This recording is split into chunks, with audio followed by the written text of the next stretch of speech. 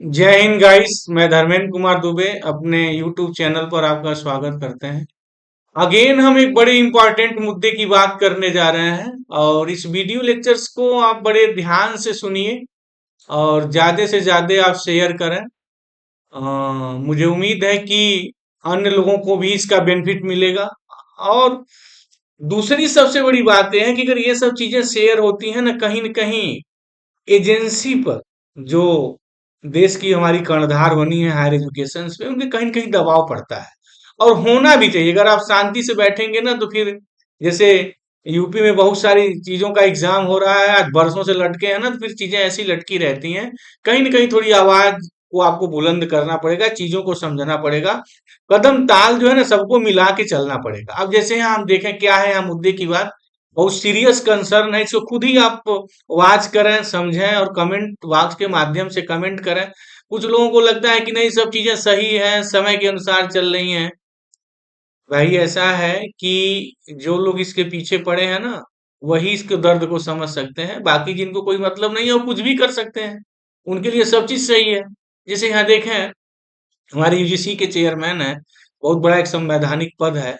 और उन्होंने जब ये 27 मार्च को क्या बात डिक्लेयर की थी कि अब मेरे जो है जो नेट की जो चीजें हैं ना वो 3 कैटेगरी में उन्होंने बांटा था। पूरा कहा था कि पीएचडी होगा, एक नेट होगा और एक नेट जेआरएफ जो ऑलरेडी है ही है।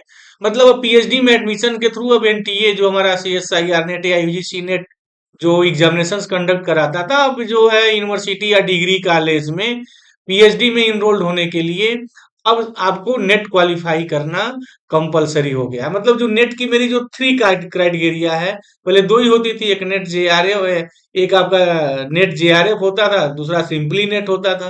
अब उन्होंने पीएचडी के लिए भी एक कैटेगरी बना दी है। तो उस समय बातें क्या कही गई थी कि जो 2024-25 जो सेशंस में है वो एनटीए के थ्रू होगा, हायर एजुकेशन में पीएचडी के लिए, conducted by different university.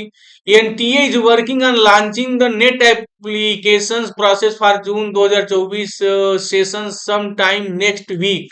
Next week की यहाँ बात आई है। अगर आप ध्यान से देखते हैं इस चीज को, नेक्स्ट वीक, ये बड़ी इंपॉर्टेंट मुद्दे की बात है। यूजीसी के चेयरमैन है, छोटी मोटी बात नहीं है। ये 27 मार्च की बात कही गई है, नेक्स्ट वीक कौन करने जाए, हम मई आने जा रही है, राइट। तो अब भाई किसका विश्वास किया जाए। ये अगर मार्च में नेक्स्ट नेक्स्ट वीक में कहते हैं तो नेक्स्ट वीक का क्या मतलब हुआ कि ऐसा थोड़ी है कि वो मई आ जाना चाहिए।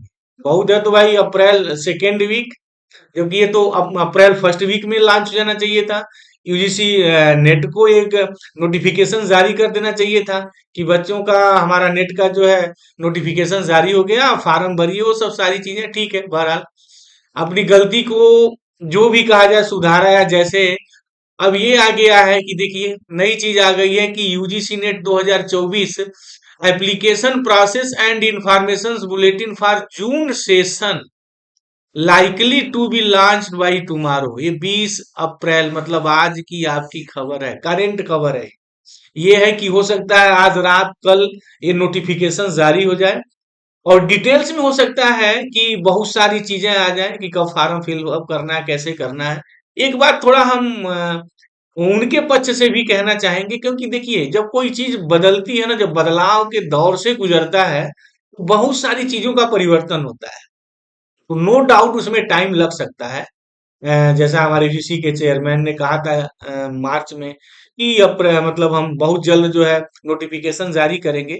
तो हो सकता है कि बदलाव की प्रक्रिया में थोड़ा टाइम लगा हो।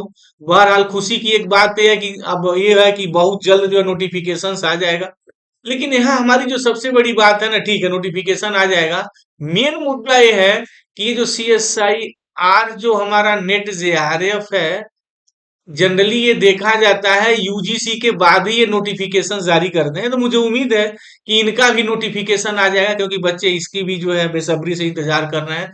और सबसे बड़ा जो एक इशू है ना, अभी तक जो ये जो 2023 दिसंबर में जो एग्जाम लिया गया है एनटीए द्वारा, सी ज्वाइंट यूजीसी सीएसआईआर के लिए, अभी तक डॉक्यूमेंट्स जो अपलोड करने हैं, जो बच्चे हमारे जेआरएफ जिनको लेटर अवार्ड लेटर जारी करना है, सर्टिफिकेट जारी करना है, उसकी नोटिस अभी तक नहीं आई। तो ये एक बहुत गंभीर मुद्दा है और इसको थोड़ा सीएसआईआर वालों को जो है ना इस पे सोचना चाहिए और गंभीरता पूर्वक काम करना चाहिए। और जो लोग पास हो चुके हैं जिनको देखिए भाई सर्टिफिकेट की जरूरत है, वो उसका ट्विटर हैंडल पे जा करके ना जरूर अपनी आपत्ति को दर्ज कराएं। ऐसे कान में अगर तेल डाल के बैठेंगे ना तो फिर चीजें ऐसे ही चलती रहती हैं कि जब तक अपनी बात आप नहीं कहेंगे ना, सुनने वाला कोई नहीं है। तो बी सीरियस अबाउट दैट। होना पड़ेगा, नहीं होंगे तो फिर वैसे लेट लतगी चलती रहेगी। तो और इन लोगों को भी जो सक्षम एजेंसी है उनको भी ध्यान देना चाहिए तरीके की, जितना जल्दी हो सके निकले सारी चीजें। यूजीसी का पूरी जेआरएफ लेटर अवार्ड लेटर सब जारी हो चुका है, सीएसआईआर का अभी तक नोटिस नहीं आई है, बच्चे नोटिस इंतजार कर रहे हैं कि कब हम डॉक्यूमेंट्स अपलोड करेंगे। तो थोड़ा ये बहुत जो है ना गंभीर बात है, एक शर्म की बात है, ऐसा नहीं होना चाहिए।